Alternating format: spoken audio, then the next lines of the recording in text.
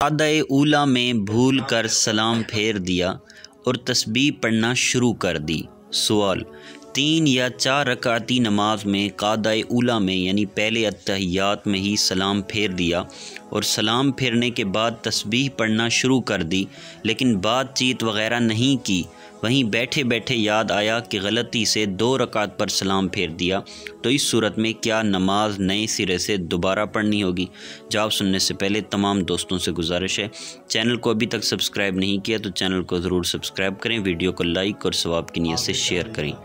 جواب: اگر غلطی سے سلام پھیرنے کے بعد کوئی منافی نماز فعل یعنی نماز کے مانع فعل مثلاً بات چیت، قہقہ یا جان بوجھ کر حدث طاری کرنا وغیرہ فعل نہیں کیے ہیں، صرف تسبیح ہی پڑھی ہے، تو یاد آنے پر اسی نماز کو مکمل کر کے آخر میں سجدہ سہو کر لیں، نماز ہو جائے گی۔